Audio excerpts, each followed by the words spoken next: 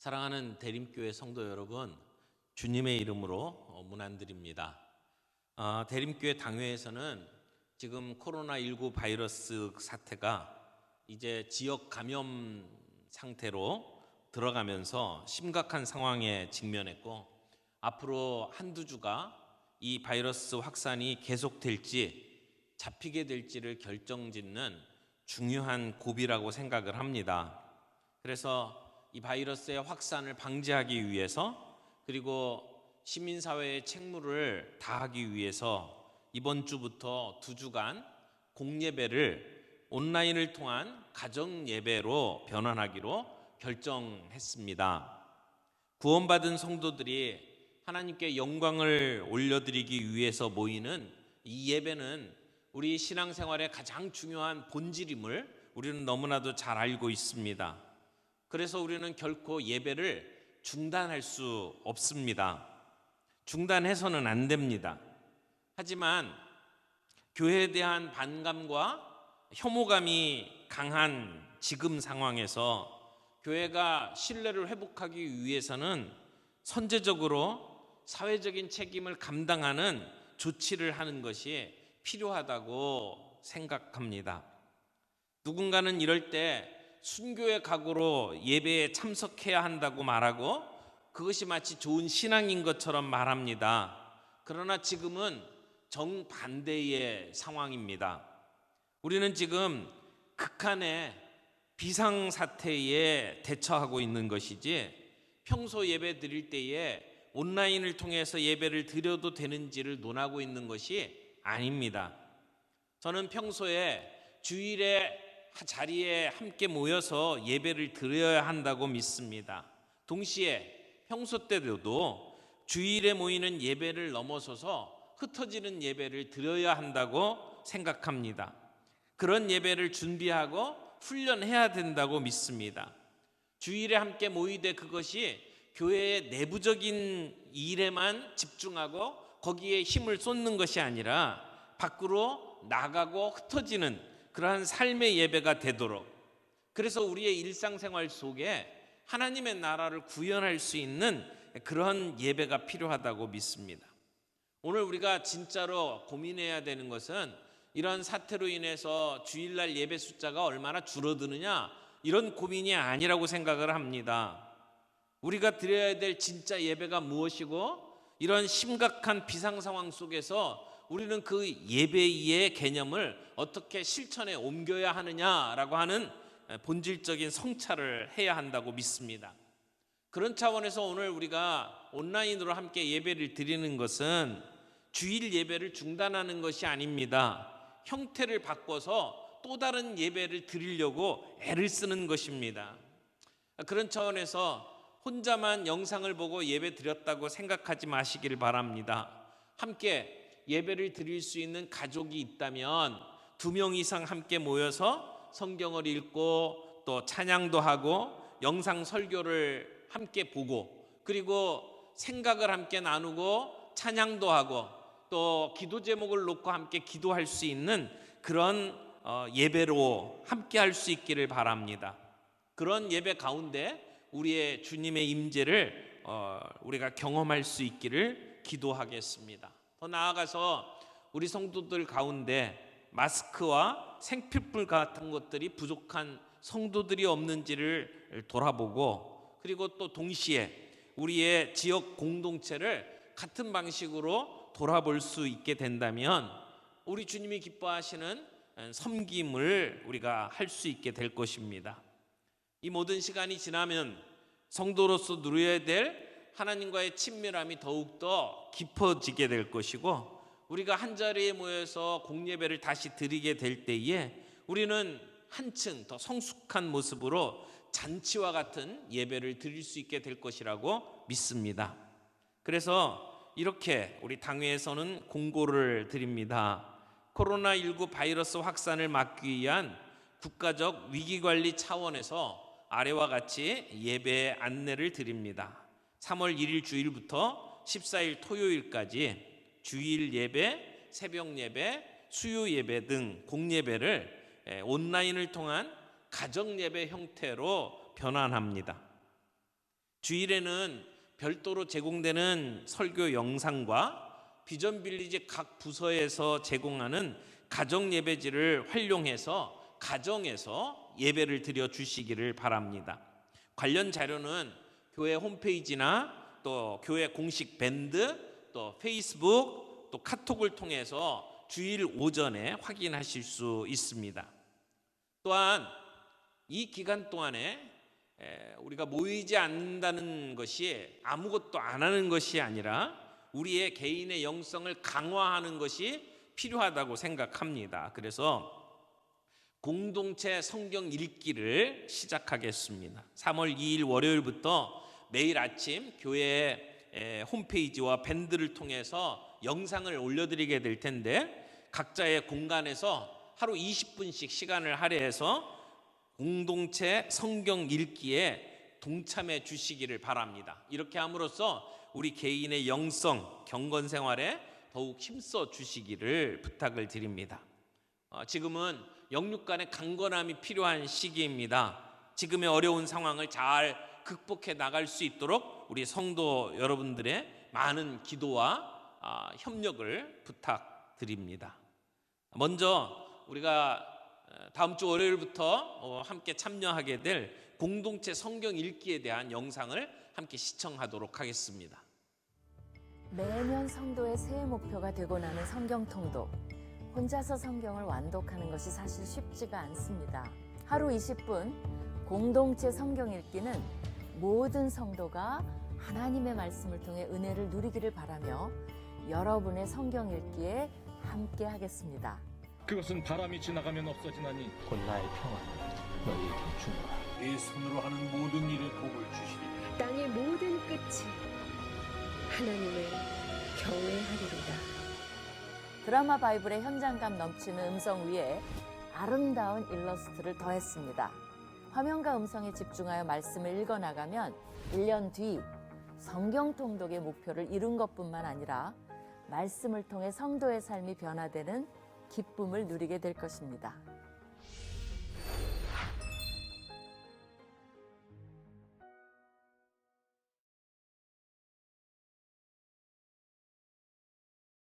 사람이 혼자 사는 것이 좋지 아니하니 내가 그를 위하여 돕는 배필을 지으리라.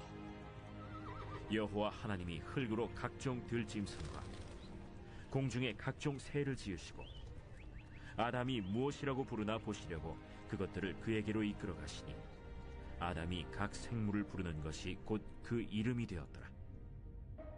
아담이 모든 가축과 공중의 새와 들의 모든 짐승에게 이름을 주니라. 아담이 돕는 배필이 없으므로 여호와 하나님이 아담을 깊이 잠들게 하시니 잠들매 그가 그 갈빗대 하나를 취하고 살로 대신 채우시고 여호와 하나님이 아담에게서 취하신 그 갈빗대로 여자를 만드시고 그를 아담에게로 이끌어오시니 아담이 이르되 이는 내 뼈 중에 뼈요 살 중에 살이라.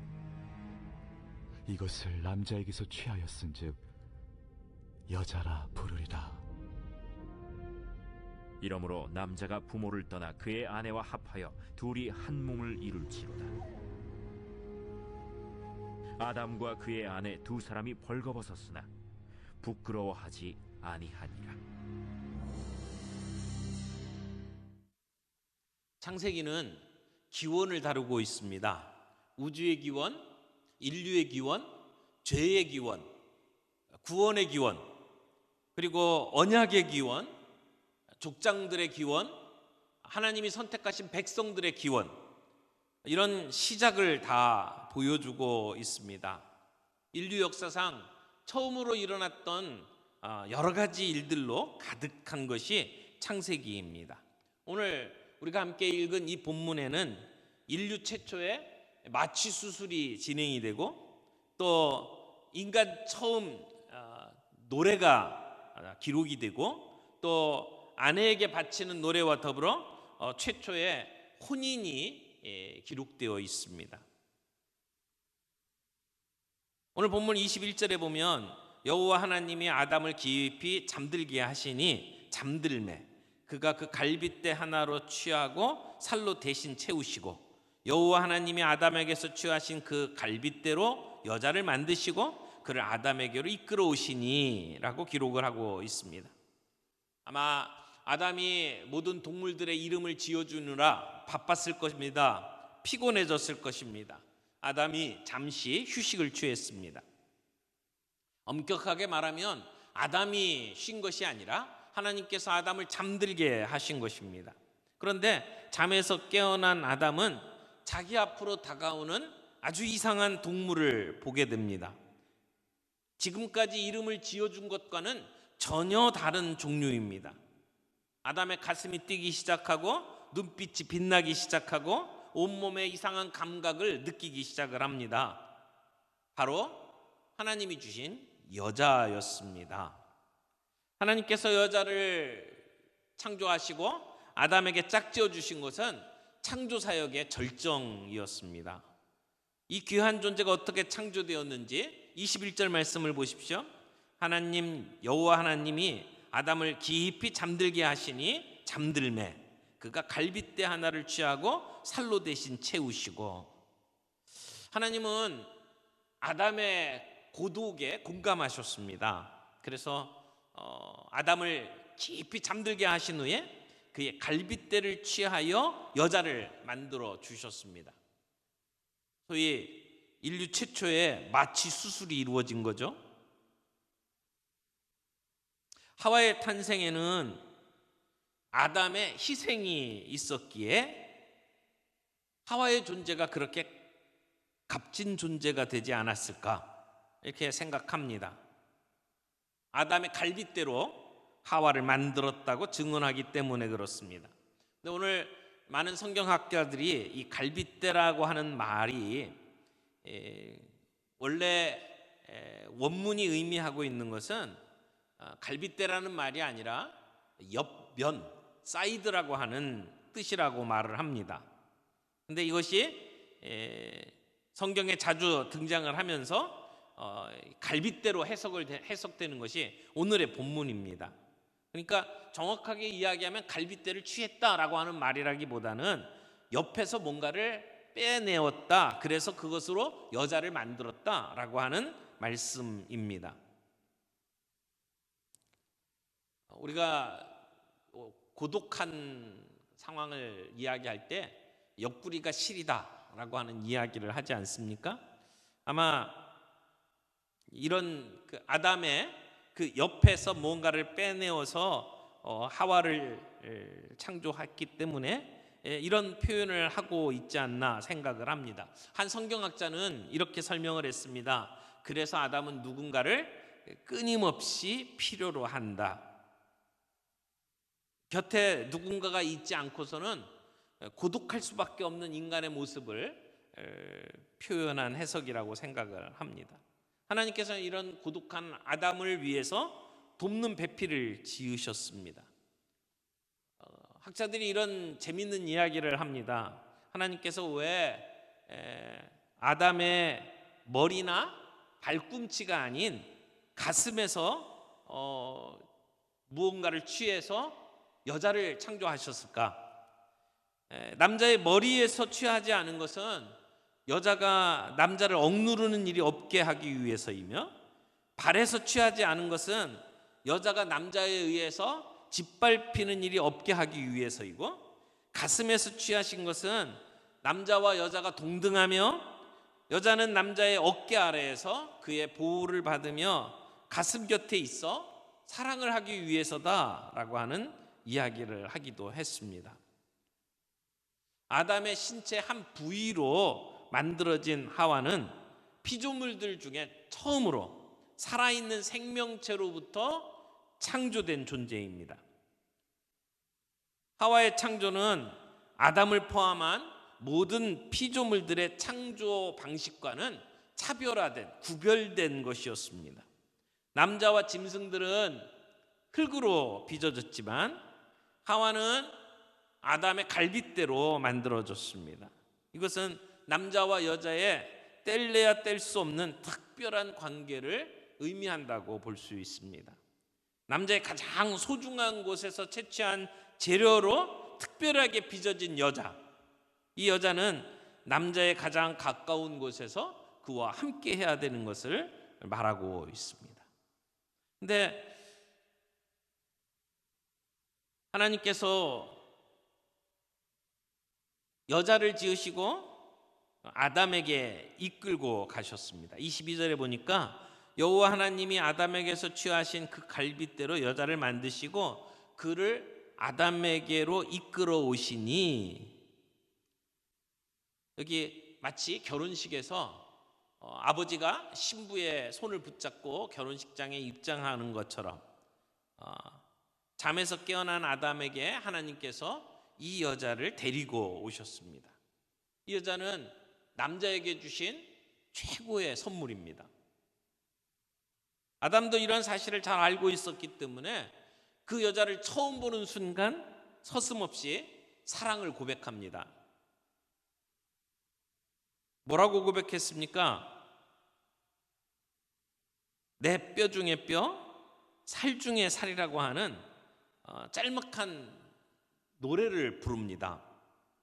이것은 인간이 이 세상에서 처음으로 부른 노래입니다. 사람이 처음 부른 노래가 남편이 아내를 향해서 고백하는 사랑의 고백입니다. 내 뼈 중에 뼈, 살 중에 살. 어떻게 보면 무슨 섬세함이 있다든지 감미로움이 있는 것은 아니지만 아주 원시적인 표현을 사용하고 있지만 거기에는 순도 100%의 사랑이 담겨져 있습니다. 이 부부관계는 하나님께서 인류에게 주신 최고의 축복입니다. 여기 살, 뼈 이런 얘기를 하는데 뼈는 강인함을 상징하는 표현이고 살은 연약함을 표현하는 말입니다. 그러니까 아담은 아내와 전적으로 하나가 되어서 그녀를 보살펴 줄 것이라고 선언을 하고 있는 것이죠. 내 뼈 중에 뼈요, 살 중에 살이라고 하는 것은 당신은 나의 연약함이고 당신은 나의 강인함입니다 라고 이야기하는 것과 똑같습니다. 그리고 이것은 어떤 언약적인 용어로 해석을 하기도 합니다. 이것이 뼈 중에 뼈요, 살 중에 살이라고 하는 것이 어떤 같은 원천에서 나왔다 또는 같은 부모에게서 태어났다는 것을 의미하기보다는 서로에게 충성을 다짐하는 말이다, 이렇게 해석을 하기도 합니다. 그러니까 아담은 하와에게 절대적인 충성을 서약하고 있는 거죠. 마치 우리가 결혼식에 신랑과 신부가 서로 서약을 하는 것처럼. 그래서 나는 당신을 아내로 맞아서 우리가 살아가는 날 동안에 기쁠 때나 슬플 때나 부유할 때나 가난할 때나 건강할 때나 병들 때나 항상 그대를 사랑하고 성실한 남편이 될 것을 서약합니다 라고 서약을 하는 것과 같습니다. 그래서 재밌는 것은 지금 아담과 하와가 창조되고 만나는 이 순간에 자녀를 낳는 일은 언급되지 않습니다. 물론 창세기 1장에서 생육하고 번성하라고 하는 축복이 있습니다마는 여기 한 남자가 한 여자를 만나서 사랑하고 가정을 이루는 이 본문의 이야기에서 자녀에 대한 언급을 하고 있지 않다고 하는 사실이 어떤 의미로 들리십니까? 어쩌면 이 본문은 여자를 단순히 기능적으로 이용할 수 있는 존재로 보지 않는다는 것입니다. 먼저 그녀의 존재 자체를 귀하게 여기고 존경하라고 하는 의미가 본문 안에 담겨져 있지 않을까, 이렇게 생각할 수 있다는 것입니다. 오늘 24절 이후에 보면 하나님의 최초의 주례사가 나옵니다. 이 주례사를 통해서 하나님이 의도하신 아름다운 부부의 모습이 무엇인지를 우리가 함께 살펴보기를 원합니다. 우리가 어떤 삶을 추구해야 되는지 몇 가지 좀 살펴보겠습니다. 첫 번째는 이 결혼이라고 하는 제도는 하나님께서 고안하신 것이라는 겁니다. 많은 학자들이 결혼은 인간이 만든 제도라고 말을 합니다. 시대가 변하고 어떤 결혼의 형식이 변화되기 때문에 요즘에는 젊은 사람들이 결혼식을 하지도 않고 동거만 하는 것으로도 별로 문제가 되지 않는다고 말하기도 합니다. 그러나 성경은 결혼이 태초에 하나님께서 만드신 제도라고 선언합니다.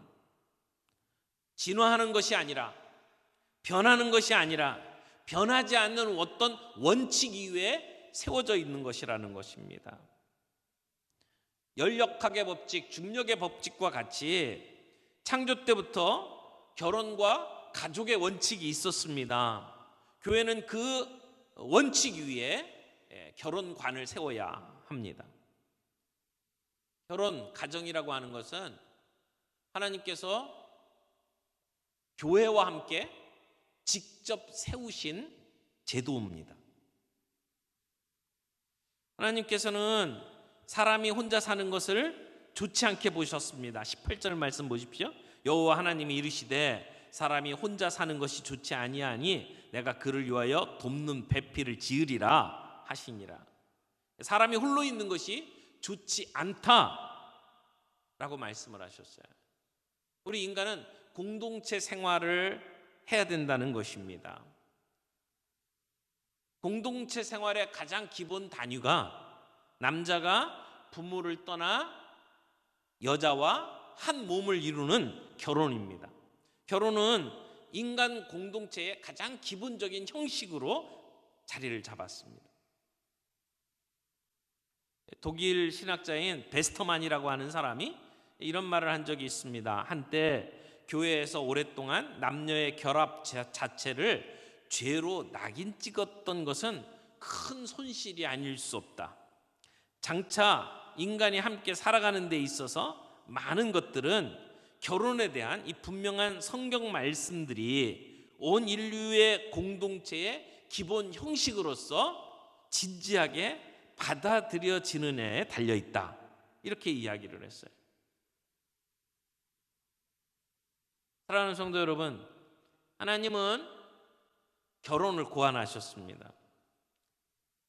하나님께서는 처음에 남자와 여자를 구별해서 창조하셨습니다. 하나님께서 빛과 어둠을 구별하시고 낮과 밤을 구별하시고 마른 땅과 바다를 구별하신 것처럼 하나님은 남자와 여자를 구별하여 창조하셨습니다. 물론 남자와 여자의 공통점이 있습니다. 하나님의 형상으로 지음받은 존재입니다. 창조물을 다스리라고 하는 사명을 받은 존재입니다. 이것은 공통적인 부분입니다.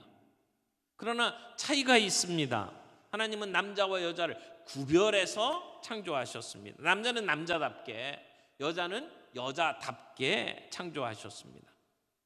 그래서 우리가 느끼는 것, 표현하는 것이 다릅니다. 한 부부가 있었습니다. 남편이 머리가 아프다고 하니까 그 아내 되는 사람이 나도 오늘 굉장히 머리가 아팠다고, 편두통이라고, 팔에 힘도 없고 오늘은 특별히 위도 아프다고 했습니다. 돕는 특성이 있는 여자의 본능을 따라서 이 부인은 당신의 아픔을 나도 이해한다라고 하는 차원에서 남편을 위로하려고 자기도 아프다고 이야기를 한 거죠. 그런데 남자들은 그런 이야기를 들으면 본성적으로 경쟁심이 강하기 때문에 저 여자는 나보다 더 아프네? 나랑 아픈 거 경쟁하려고 하나? 이렇게 받아들일 가능성이 높습니다. 무엇이 문제입니까? 남자는 남자답게 행동을 한 거고 여자는 여자답게 행동을 한 겁니다. 근데 결혼 생활에 있어서 문제가 되는 게 바로 이 부분입니다. 부부가 서로 이해하지 못하는 겁니다. 우리는 남자와 여자의 공통점과 차이점을 이해해야만 합니다. 누가 이런 얘기했죠. 우리 남자와 여자는 다른 행성에서 온 존재들처럼 다르다. 그래서 화성에서 온 남자, 금성에서 온 여자, 이런 표현을 하고 있지 않습니까? 우리가 서로 사랑을 주고받으면서 억울해하는 이유가 뭐냐면 우리가 사랑을 표현할 때 상대방이 필요로 하는 사랑의 표현을 하는 게 아니라 내가 필요로 하는 사랑의 표현을 하고 있기 때문이라고 하는 것입니다. 남녀가 서로의 차이를 인정하고 존중할 때에 비로소 사랑의 꽃이 피워질 수 있습니다. 보통 우리가 기억해 두어야 될 남자와 여자와의 차이가 있습니다. 남자는 늘 중요하게 여기는 것이 능력입니다. 효율입니다. 성취입니다. 근데 여자가 중요한 것은 그런 게 아니라 사랑과 친밀함과 대화를 중요시하죠. 남자가 만족할 때는 내가 세워놓았던 목적을 성취할 때의 만족을 느끼고, 여자가 만족할 때는 누군가 자신의 느낌을 함께 나눌 때 만족한다고 이야기를 합니다. 이런 차이들이 있다는 것이죠. 그래서 어떤 여자가 남자에게, 제가 오늘 정말 속상합니다. 남자친구하고 대판 싸웠거든요. 오늘 회사에서 실수를 해갖고 혼난 걸 남자친구한테 얘기를 했더니 그 남자친구는 조목조목 제가 잘못했다고 이야기를 하는 거예요. 물론 제가 잘못하긴 했지만 남자친구에게까지 그런 소리 듣자고 하는 얘기는 아니었거든요. 그냥 공감해 주면 되는데, 제가 바란 건 이런 게 아닌데 라고 하는 이야기를 합니다. 남자 입장에서는 또 다른 얘기를 해요. 저는 지금 이 상황이 도무지 이해가 안 됩니다. 여자친구에게 그럴 때는 이렇게 대처하라고 내가 알려줬을 뿐인데 여자친구는 갑자기 삐쳐서 오빠는 여자를 모른다고 그렇게 소리를 빽 지르더라고요. 저도 나름대로 도움을 주려고 한 건데 제 말은 듣지도 않으니까 제가 무시당한다는 생각마저 듭니다. 여자들은 대체 왜 그러죠? 많은 남자들이 실수하는 것 중에 하나가, 여자분들이 자기 아픔, 고민을 이야기할 때 남자들은 그 고민과 아픔을 공감하기보다는 문제를 해결하려고 앞서서 나간다고 하는 것입니다. 오늘 사랑하기에만도 모자란 시간, 남자와 여자 사이에 이런 갈등이 일어나는 것을 어떻게 하면 극복할 수 있습니까? 무엇보다도 우리는 남자와 여자의 차이를 이해하는 것이 필요합니다. 하나님께서 그렇게 만들어 주셨다는 것을 인정하는 것이 필요합니다. 우리가 사랑을 한다고 이야기를 하면서도 서로가 오해함으로 상처를 받고 있을 때, 우리는 남자들이 원하는 것은 신뢰라고 하는 것을 여자들이 기억할 필요가 있고, 여자들이 원하는 것은 관심을 가지고 귀를 기울여주고 이해해주고 공감해주는 것을 원한다는 것을 우리는 기억할 필요가 있습니다. 하나님은 이렇게 남자와 여자를 창조하시고, 그리고 그 둘이 함께 결혼할 수 있도록 제도를 만들어 주셨어요. 자, 여기 본문 안에서 우리가 결혼의 중요한 원리 3가지만 함께 정리를 좀 하고 싶습니다. 결혼의 원리 하나, 첫 번째 원리는 떠남입니다. 오늘 본문 말씀 보겠습니다. 24절. 이러므로 남자가 부모를 떠나 그 아내와 합하여 둘이 한 몸을 이룰지로다. 여기 보면 남자가 부모를 떠나 이렇게 되어 있습니다. 결혼은 남자가 부모를 떠남으로 시작합니다. 결혼을 시작하기 위해서는 반드시 부모를 떠나야 합니다. 이제는 아이가 아닙니다. 어른으로서의 역할을 수용해야만 합니다. 결혼을 한다고 하면서도 아직까지 부모와 연합하고 있다면 배우자와의 연합은 절대 불가능합니다. 남자나 여자나 모두 현재 연합하고 있는 사람들로부터 반드시 떠나야 결혼이 가능하다는 겁니다. 구약에서 떠난다라고 하는 말이 사용될 때는 흔히 이스라엘 백성이 하나님과의 언약 관계를 파괴하는 것을 묘사할 때 사용을 했고, 또 연합한다라고 하는 것은 하나님과의 그 언약을 잘 이행하고 유지하는 것을 의미하기도 합니다.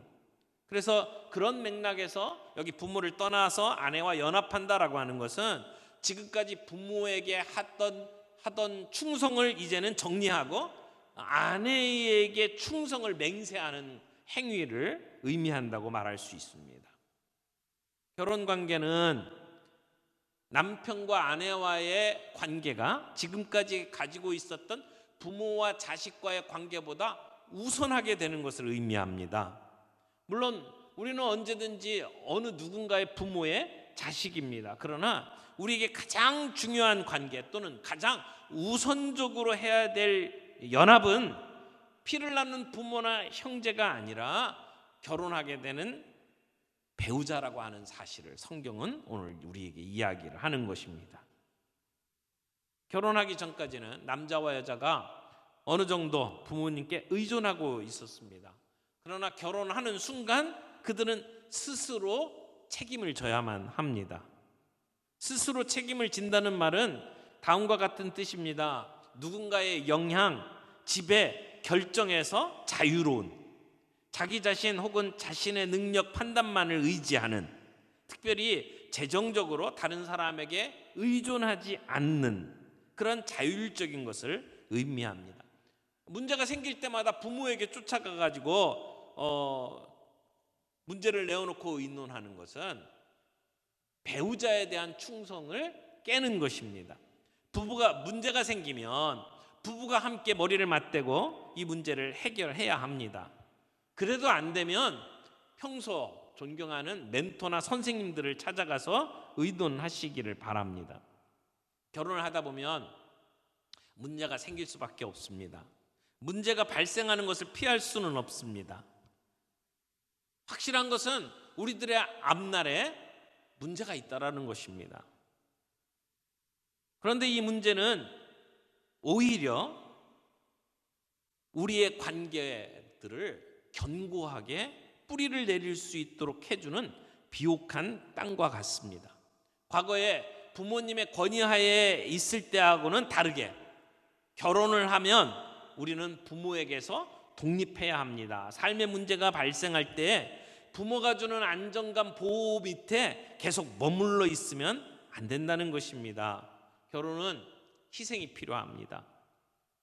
자기 부모, 과거, 자기의 가족을 떠나야 합니다. 결혼을 원하면서도 그런 희생을 원하지 않기 때문에 문제가 많이 생기는 것입니다. 저는 결혼식 때마다 그 결혼하는 신랑 신부에게 이렇게 이야기를 합니다. 결혼식은 탯줄을 자르는 날이다. 엄마 뱃속에 있던 아이가 세상에 나오게 되면 그 탯줄, 생명줄을 잘라내는 것처럼, 잘라내지 않으면 아이와 산모가 함께 죽습니다. 잘라내야 합니다. 결혼이라고 하는 것은 지금까지 부모의 품 안에 있던 두 남녀를 세상에 보내면서 이 탯줄을 자르는 것이다 라고 이야기를 합니다. 결혼은 부모를 떠나면서 시작합니다. 오늘 이 설교를 듣는 부모님들이 계시다면 결혼을 하는 자녀들에게 그들의 결정권을 넘겨주시기를 바랍니다. 떠나 보내주셔야 합니다. 그래야 진정한 결혼이 가능하다는 것입니다. 결혼의 원리 두 번째, 연합입니다. 오늘 본문에서는 남자가 그의 아내와 합해야 한다고 말씀을 합니다. 결혼을 온전하게 이루기 위해서는 떠나는 것만 가지고는 안 됩니다. 한 몸으로 연합해야 합니다. 육체적으로 하나가 돼야 되고, 정서적으로 하나가 돼야 되고, 정신적으로 그리고 영적으로 하나가 되는 것이 필요합니다. 사실 결혼을 할 때 보면 남자와 여자가 너무 다른 환경 속에서 자라났다는 것을 우리는 금방 알 수 있습니다. 그것이 다툼의 원인이 되기도 합니다. 어떤 사람은 감자를 찍어 먹을 때 설탕으로 찍어 먹는 사람이 있는가 하면 어떤 집은 소금을 찍어 먹는 집이 있죠. 집마다 문화가 다릅니다. 칫솔질을 할 때 치약을 중간부터 짜는 사람이 있는가 하면 아래서부터 밀어 올려 짜는 사람이 있습니다. 다른 겁니다. 우리의 다름을 서로 이해하고 존중하는 것이 필요하다는 것이죠. 그래서 우리는 하나가 되어야 합니다. 연합해야 합니다. 여기 연합하다라고 하는 말은 서로 풀로 붙였다라는 뜻입니다. 종이 두 장을 풀로 붙여서 이렇게 접착을 시키면 떨어지지 않죠. 그게 결혼입니다. 결혼의 원리는 헌신입니다. 우리가 하나님께 헌신했으니 결혼해도 헌신해야 합니다. 그것을 억지로 뜯으면 어떻게 됩니까? 너덜너덜해집니다. 스튜어트 브리스코라고 하는 그 설교가가 이 결혼에 대해서 이런 이야기를 한 적이 있어요. 결혼은 결혼한 여러분은 불타는 건물에 있는 것 같습니다. 두 사람에게는 출입구를 열 수 있는 열쇠가 있습니다. 이혼입니다. 그러나 여러분이 해야 할 일은 출입구를 열 수 있는 열쇠를 던져버리는 것입니다. 그리고 불을 열심히 끄는 것입니다. 왜냐하면 열쇠를 보고 언제든지 빠져나갈 수 있다고 생각하는 한 두 사람 사이에 불이 났을 때 전력을 다해서 불을 끌 마음이 들지 않기 때문입니다. 결혼이라고 하는 것은 한 남자를 남편으로 맞이하고 한 여자를 아내로 맞이하는 거잖아요. 그 얘기는 그 한 남자 외에는 모든 남자를 선택하지 않기로 결정한 거예요. 그 한 여자 외에는 모든 여자를 선택하지 않기로 결정한 거예요. 포기한 거죠. 버린 겁니다. 하나님이 기대하시는 부부가 되려면 서로가 돕고 함께하는 친구가 될 뿐만 아니라 우리의 삶의 모든 영역에서 연합해야 합니다. 하나가 되어야 합니다. 그 아내와 연합하여 둘이 한 몸을 이룰지로다. 많은 부부들이 육체적인 영역에서만 연합을 합니다. 그래서 그들의 관계가 강하거나 깊지 않습니다. 우리의 희망과 꿈을 함께 나누고 우리의 상처와 아픔을 함께 나눌 때에 우리는 정서적인 면에 있어서 하나가 됨을 경험할 수가 있습니다. 정신적인 면에서도 하나가 되어야 합니다. 우리의 일터에서, 우리의 가정에서, 교회에서 우리가 배우고 느끼고 생각했던 것들을 함께 나누는 일들이 필요합니다. 동시에 영적인 부분에서도 서로 하나가 되어야 합니다. 그 영적인 부분에서의 연합이 정말 중요합니다. 왜냐하면 하나님이 우리를 지으실 때 하나님의 형상으로 지으셨기 때문입니다. 하나님은 영이십니다. 그래서 인간도 영을 가지고 있습니다. 영적인 결합 없이 육체적인 결합만으로는 부부관계를 유지할 수가 없습니다. 때로 짝믿음 가지고 있는 분들 있죠. 부부 중에 한 사람은 구원받은 그리스도인이고 한 사람은 불신자일 때 두 사람의 영은 일치감을 누릴 수가 없습니다. 그래서 그 안에는 늘 갈등이 있고 고통을 경험할 수밖에 없죠. 정말 만족스러운 결혼 생활을 하기를 원한다면 그 부부들이 함께 하나님을 믿고 섬기고 따르는 것이 필요합니다. 영원히 하나된 부부가 되어야 합니다. 결혼 생활의 행복은 그런 면에 있어서 육체적인 하나됨 뿐만이 아니라 영혼에 있어서도 하나되는 것이 필요합니다. 결혼의 원리 세 번째를 좀 이야기하죠. 오늘 본문에서 중요한 표현을 하나 쓰고 있는데 그게 돕는 배필입니다. 18절 말씀 보세요. 여호와 하나님이 이르시되 사람이 혼자 사는 것이 좋지 아니하니 내가 그를 위하여 돕는 배필을 지으리라. 여기 돕는 배필이라고 표현을 하고 있습니다. 근데 이 돕는다라고 하는 표현을 우리가 대하면 누군가 누구를 돕는다 그러면 한쪽이 열등한 것처럼 생각을 합니다. 그래서 하와를 돕는 배필이라고 불렀을 때 하와는 아담보다 열등한 존재가 되거나 하와가 하는 일은 아담이 하는 일보다 덜 중요하고 덜 창조적일 것이라고 생각하는 경향들이 있습니다. 그러나 성경을 가만히 살펴보면 그런 의미가 아니라는 것을 알 수 있습니다. 이게 돕는 배필이라고 되어 있는 부분을 영어 성경을 보면 아주 간단하게 썼습니다. 헬퍼, 돕는 사람입니다. 그러니까 하와는 돕는 사람으로 지금 부르는 거죠. 근데 재밌는 것은 이 돕는 사람, 헬퍼라고 하는 이 히브리어 단어가 에제르라고 하는 단어인데 이 단어는 남성 명사입니다.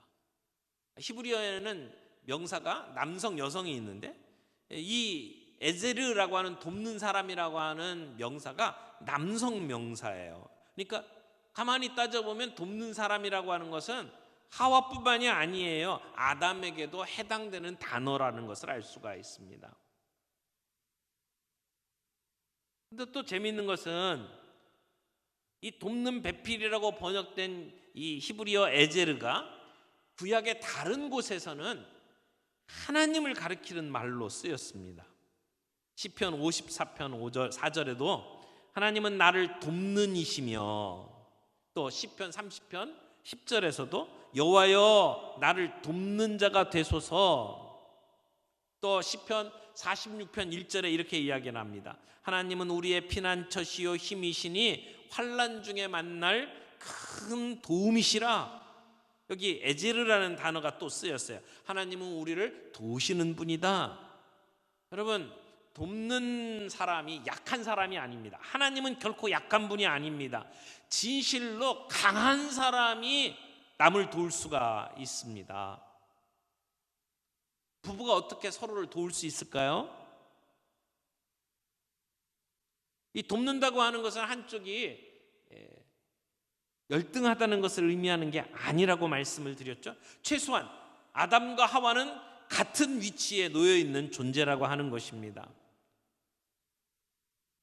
아까 어떤 학자가 여자를 남자의 머리나 발꿈치에서 취하지 않고 가슴에서 취한 이유가 뭔지를 설명을 했잖아요.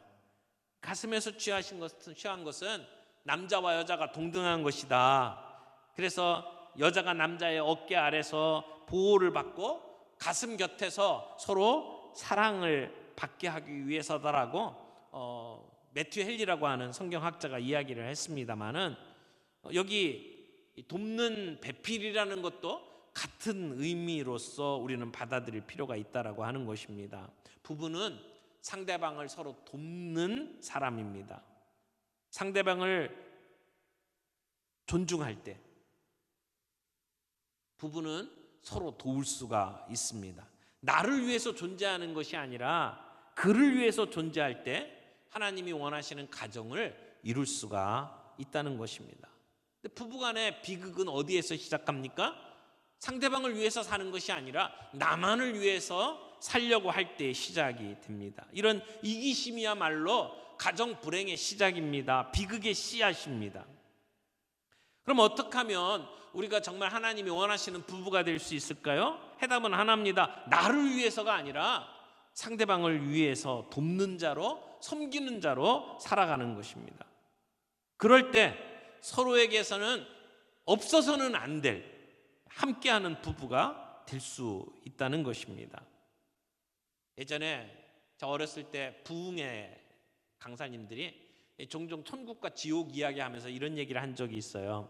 어떤 사람이 천국과 지옥에 가서 밥 먹는 풍경을 구경하게 되었는데, 천국이나 지옥이나 음식도 똑같아요.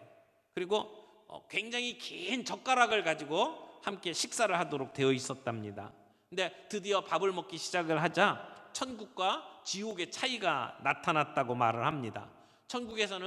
지옥에서는 그 긴 젓가락을 가지고 음식을 자기 입에다 넣으려고 아우성을 치는데, 천국에서는 그 긴 젓가락을 맞은편에 있는 사람에게 떠서 먹여주는 것입니다. 그래서 너무나 평안하고 즐거운 식사 시간을 갖고 있는 모습을 보게 되었다는 것이죠. 이 풍자가 가지고 있는 의미가 뭡니까? 나보다도 다른 사람을 먼저 생각하고 행동할 때에 행복이 주어진다라고 하는 것이죠. 하나님께서 인간을 남자와 여자로 만드시고 부부가 되게 하시는 가장 중요한 이유는 진정으로 서로 돕는 사람이 되도록 하기 위해서였습니다. 부부는 진실로 그런 차원에서 돕는 배필이 되어야 합니다. 서로 돕는 사람들이 되어야 된다는 것이죠. 그러면 어떻게 하면 우리가 서로 돕는 배필로 행복하게 살아갈 수 있을까요? 적용을 하면서 저는 이런 얘기를 좀 드리고 싶습니다. 결혼이라고 하는 것은 이제부터 복식 경기를 하는 것과 같다. 지금까지는 단식으로 탁구를 치고 단식으로 배드민턴을 쳤던 사람들이 결혼을 하면 이제는 복식 게임에 들어가는 것과 같다는 것입니다. 그래서 내 파트너를 최상의 파트너로 여기고 서로의 장점을 살려주고 약점은 보완해주고, 그래서 자기의 역할을 잘 감당할 때에 한쪽이 수비를 하면 한쪽은 공격을 하고, 한쪽이 공격을 하면 한쪽은 수비를 맡아주면서 환상의 복식조로 게임을 하는 것이 결혼이다, 이렇게 말할 수가 있습니다. 그럼 어떻게 역할을 나누면 될까요? 에베소서 5장에 보면 이렇게 이야기를 합니다. 에베소서 5장 22절입니다. 아내들이여 자기 남편에게 복종하기를 주께 하듯 하라. 이는 남편이 아내의 머리됨이 그리스도께서 교회의 머리됨과 같음이니 그가 바로 몸의 구주시니라. 먼저 아내가 해야 할 역할을 이 바울이 이야기를 하고 있습니다. 아내들이여 어떻게 하라고요? 남편에게 복종하기를 주께 하듯 하라. 여기에 오늘과 같은 시대에 복종이라는 단어를 보면 좀 그 속에서 별로 안 좋은 느낌이 오는 사람들도 있을 겁니다.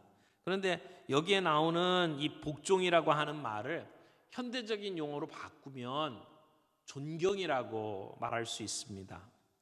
이 말은 어떤 상황에서든지 남편을 존경하겠다고 결심하라는 이야기입니다.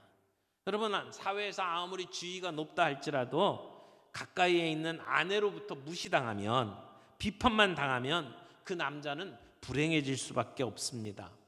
남자의 불행은 여자의 불행을 가져옵니다. 그래서 똑똑한 여자는 남자를 꽉 쥐려고 하지 않고 지배하려고 하지 않습니다. 지혜 있는 아내는 잔소리가 아니라 존경함으로 남편을 격려합니다. 남편에게 조금 부족한 부분이 있다 할지라도 격려하고 칭찬합니다. 아무리 문제가 많아도 격려하고 칭찬하면 서로 세워져 갑니다. 바보 온달과 평강공주 얘기 아시죠? 모자라는 듯한 남편을 격려하고 세워줌으로써 나라를 구하는 남편으로 세우지 않았습니까? 남편이 아내에게 뭘 해줬기 때문이 아니라 남편이기 때문에 존경하라고 하는 이야기입니다. 아내의 역할이 뭡니까? 남편을 존경하는 거예요. 그 다음에 남편에게 주시는 역할이 있죠. 25절, 에베소서 5장 25절에 보면 이렇게 이야기를 합니다. 남편들아 아내 사랑하기를 그리스도께서 그 교회를 위하여 자신을 주신같이 하라. 자기 아내를 사랑하는 자는 자기를 사랑하는 것이라. 남편들에게 요구하는 역할은 무엇입니까? 사랑하라는 겁니다. 아내 사랑. 근데 아내 사랑을 어떻게 하라고요? 그리스도께서 그 교회를 위하여 자신을 내어주신 같이. 그럼 어떻게 하라는 얘기입니까? 십자가에 못 박혀 죽는 것처럼 자신을 다 내어주라는 것입니다. 여러분, 모든 인생이 다 이기적이긴 하지만 우리 남자들이 좀 이기적이죠. 여자분들은 좀 자녀들에게 헌신적인 어떤 경향들이 있지만 남자들은 그렇지 못한 경향이 참 많습니다. 똑같이 일을 하고 와서도 밥상머리에 앉으면 그저 밥 줘, 숟가락 줘, 차 한 잔 마실까? 이렇게 이야기를 하는 게 남자들입니다. 그러나 가정의 행복과 불행은 남편들에게 있습니다. 아내를 어떻게 사랑해야 합니까? 그리스도께서 우리를 위해서 자신을 내어주신 같이 사랑하라는 겁니다. 아내가 얼마나 예쁘냐, 아내가 얼마나 헌신적이냐, 그것과 상관없이 하나님이 내게 아내로 주셨기에 내가 그녀를 위해서 목숨같이 그녀를 사랑하는 것이 필요하다는 겁니다.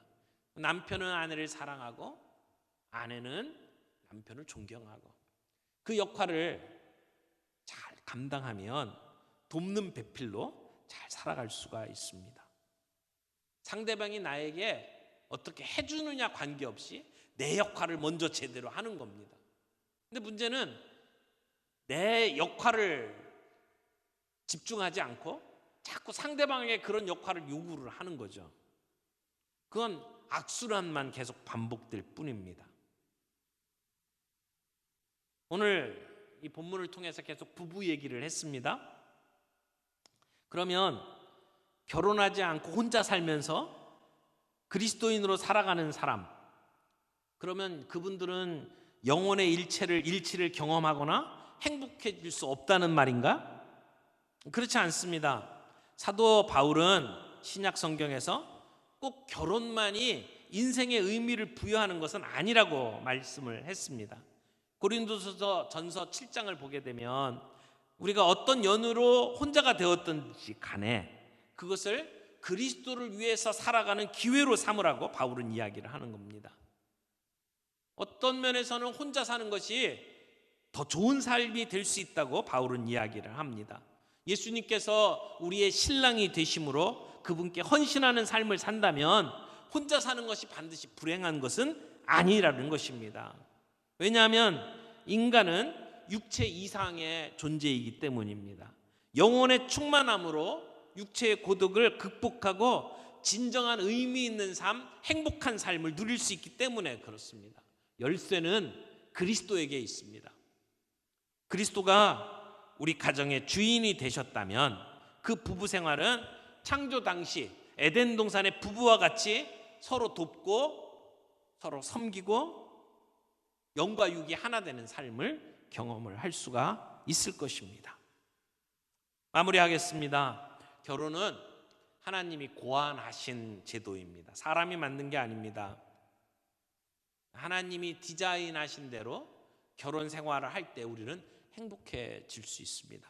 그 결혼 생활의 원리 첫 번째는 떠나는 겁니다.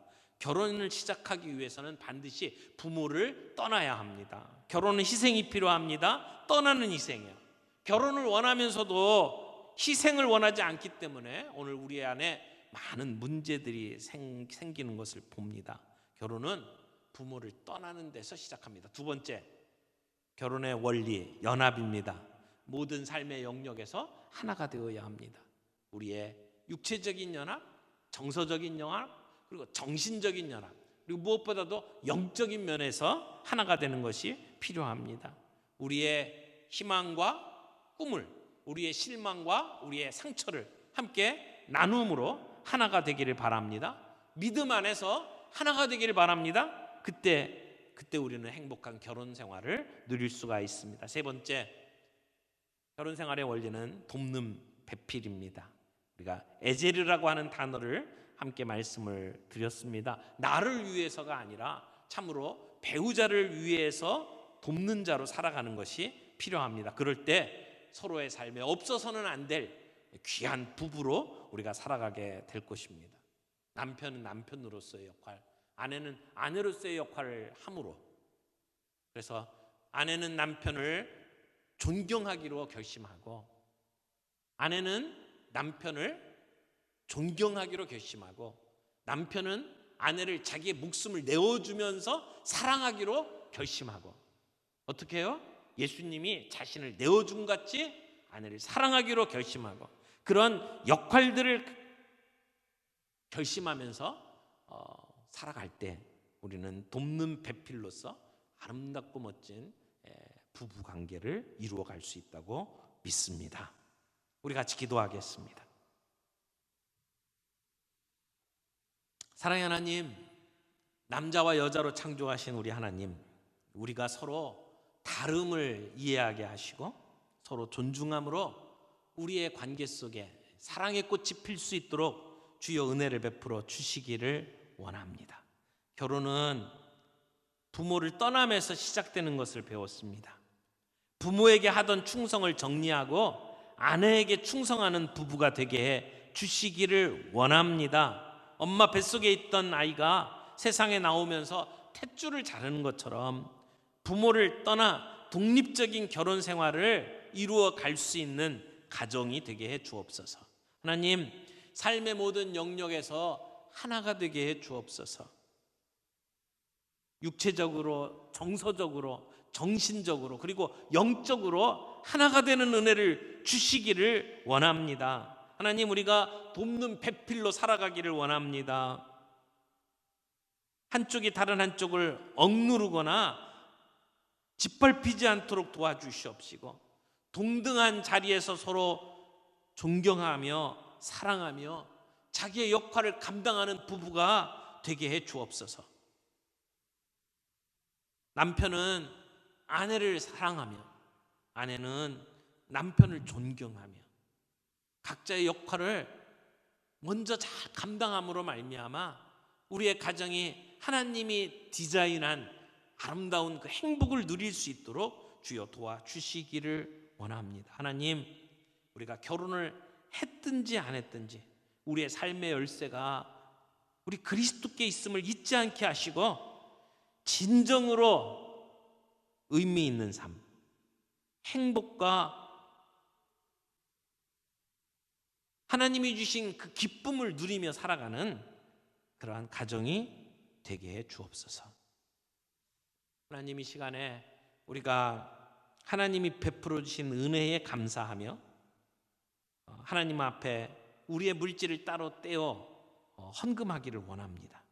하나님, 바치는 이 헌금 기뻐 받으시고 이 물질이 사용되는 곳마다 병든 자들이 치유받고 일어서게 하시고 상처받은 자들이 소망 가운데 다시 서게 하시고 하나님의 뜻을 이루어가는 역사가 있게 해 주시옵소서. 특별히 코로나19 바이러스로 인해서 고통당하고 있는 수많은 사람들을 주님 불쌍히 여겨 주시옵시고 방역하고 치료하기 위해서 생명을 걸고 싸우는 의료진들을 주님 붙들어 주시옵시고 하루속히 안정을 찾고 일상으로 돌아갈 수 있도록 주님 은혜를 베풀어 주시옵소서. 예수님의 이름으로 기도합니다. 아멘.